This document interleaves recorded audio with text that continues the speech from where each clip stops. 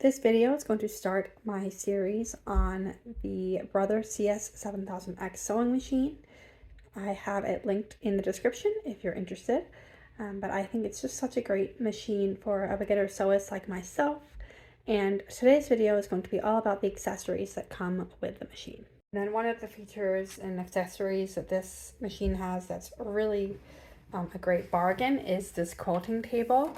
It is not, the sturdiest, but when you're looking to have a flatter surface for things like knit fabrics or even just quilts, obviously, and just other larger projects, this is a great feature. And to be honest, once I've snapped this on, it just snaps on easily, then I've literally have not taken it off. I just use it all the time.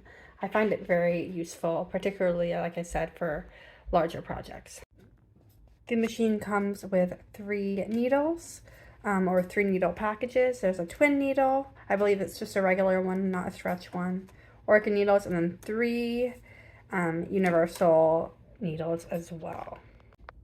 This is the darning foot, which is good for quilting, I believe. Here is your buttonhole foot. An extra spool pin for the twin needle capacity, a seam ripper, not the best quality, but it's better than nothing. And then this is a screwdriver that you use on these pieces here, and then up here and on this piece right there. Sorry, how do I get to that? Come on, focus. There. To open up the mechanisms and get into the places that you need to get into. To start off with the presser feet, this is the standard J foot or universal foot, zigzag foot that comes with the machine once you open it. It's just a standard zigzag machine, but it does have a really great self-leveling foot feature, which, if I'm being honest, did not even really know what that was until a few days ago. But essentially, how it works is when you have a bulky seam, like several different layers of fabric, what you'll do is you'll put your needle down in the needle down position, lift the foot, press this in, and then release the foot down. And then that will help to get the even feed of the fabric. And then once it's leveled, it pops up. So I can show you that in a little bit. Install the standard presser feet. You're just going to line it up with the shank right there. And sometimes it's a little tricky. You have to fiddle around with it slightly. And lift up like that, and it's installed. And then to remove it or to exchange it, there is a knob right here in the back of the shank. And you just press it and it releases for you. These 2 feet are very similar, but they obviously are different. This is the overcast foot, so that would be for any time you're doing an overcasting stitch. As you can see, there are the stitches here. I believe the overcasting stitch would be right there. I could be wrong about that though. And then this is the edge guide stitch or edge stitch, and this is great for hems. Obviously doing any kind of edge stitching.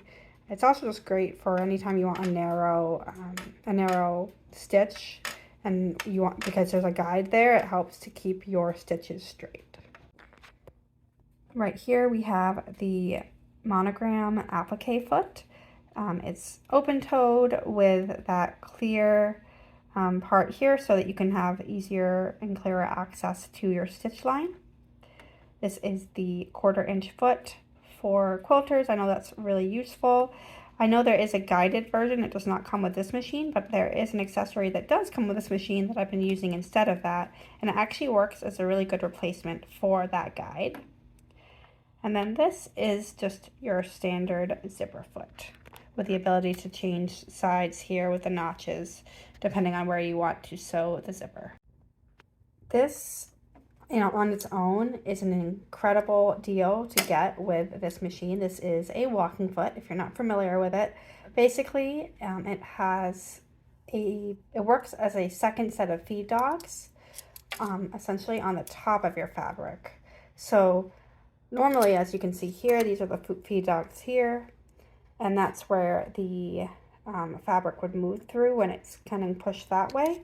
This helps to keep all the layers even, and so it's really good for quilters, but also for sewing with knits if you ever want to get into that, because it keeps it evenly, it keeps the fabric even together. So it kind of acts like it's walking on top of the fabric, hence its name. You do have to remove this shank right here in order to install this, but it is pretty easy, and I can make a video if that's going to be helpful. Walking feet alone can be very expensive, like upwards of $50 to $60. So the fact that this is included with this machine is honestly a bargain. And then finally, this is a quilting bar, guide bar. It actually is supposed to be used with the walking foot, but I actually use it with almost all of my sewing projects. I just insert it right in the little hole right here. I don't know if you can see that, but it goes there, and it essentially acts as that guide bar that I mentioned with the 1/4 inch foot, but you can adjust it to whatever seam allowance you would like, and it keeps your stitches really nice and even. It works both on curved and straight seam allowances. It's my little trick that I have loved to use, and even just having this as part of the machine has really added to the ease of use and functionality. And so it's just one more reason why I feel like this machine is just great for beginners.